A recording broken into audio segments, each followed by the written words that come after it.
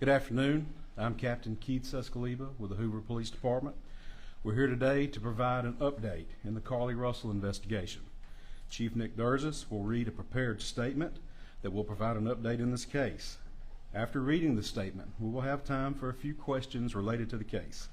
Keep in mind, this is still an ongoing investigation, and there are some questions we simply cannot answer at this point. With that, I'll turn it over to Chief Durzis. Thank you, Captain. Yes. Good afternoon.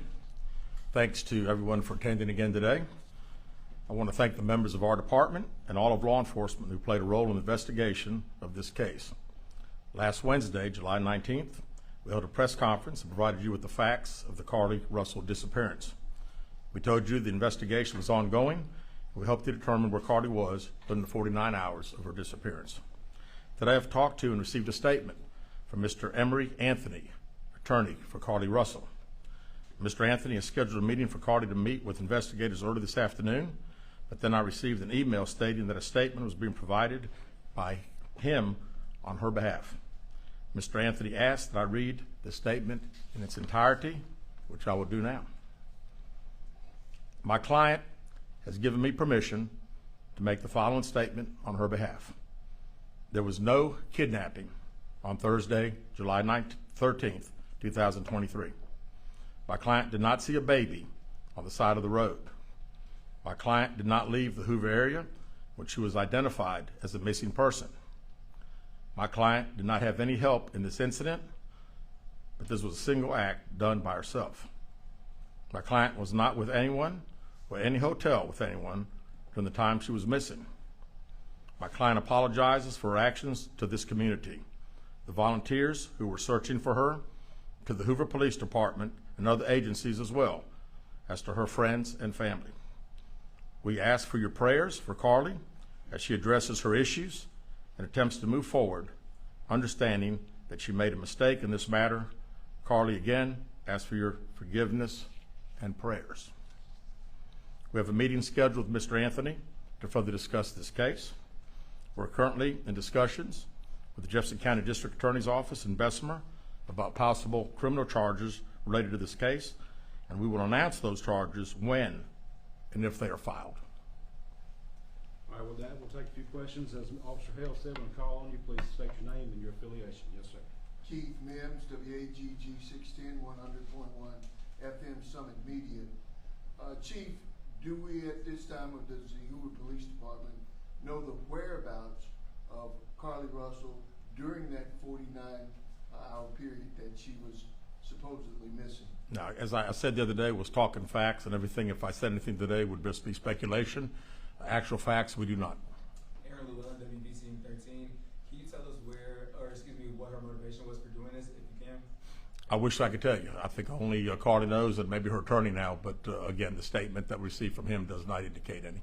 Brittany G. on WBRC. Can you give us an idea of what charges you may be filing against her? That would strictly be up to the district attorney's office. David Lamb, CBS 42, can you update us so that there is a meeting scheduled for this afternoon with the family, or No. when is that meeting Yeah, take place with Carlee? no, not a meeting with the attorney, not the family or Carlee. We have a meeting scheduled with the attorney, and that will take place some point tomorrow. And there is no meeting with Carlee Russell or her family at this point? Not scheduled, no, sir. Bria Chapman with Fox 6. What's next to close this investigation? Well, again, we want to talk to Mr. Anthony tomorrow and see if he has any more to discuss about the case. We'll certainly be asking if we'll get an opportunity to again interview Carlee like we've wanted to since she returned. Chief Stephen Quinn, ABC 3340. Yes, sir. Your reaction now, knowing that Carlee has admitted that this was made up? Well, I'm glad that we got this. You know, we certainly laid the facts out to you guys and to the national media that had a lot of interest in this particular case. The sad thing is that again, there were so many people that were involved, took this thing very, very seriously, and again, we wanted the focus to be bringing her home. She got home. We're very excited about that. It is what it is. The facts, I think, last Wednesday pretty much showed that we knew that it was a hoax. Lisa. Lisa Crane with WBTM 13. Do you know the expense you went to during this search? And if you don't have a big it was for you guys? Well, it was all hands on deck, and we don't have a dollar figure yet, but we're certainly working towards getting one, and not only ours, but there'll be other agencies that had a lot of support that they gave us, and had monetary expenses themselves. Jonathan, when JLR investigates, are the parents under any investigation? You know, as I said the other day, we were going to try to determine exactly those 49 hours. So right now, you know, anything's on the table. We still don't know what happened in those 49 hours, where she was, did she have any help? We have no idea. You know, I read the statement from Mr. Anthony, that's all we know. Keith Mims, WAGG 610 Summit Media. Chief, let me ask you this. What do you think prompted or provoked Carlee to do this kind of thing? And are there any kind of mental issues that the police department or the public should be concerned about, or just what?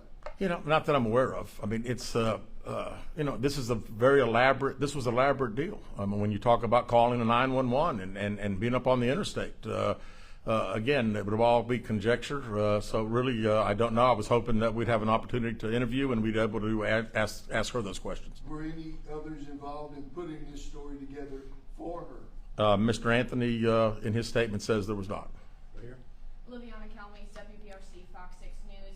You said that you had a meeting scheduled and it kind of switched into a statement. Did they give any type of reason that switched? No, they did not. Back here. Aaron Llewellyn, WBTM 13. But just for clarification, Carlee Russell is not in custody right now. That is correct. That is correct. Last question with David. David Lamb, once again. So, first of all, when did you actually see this letter? And second of all, do these admissions and the content of the letter alter the investigation at all?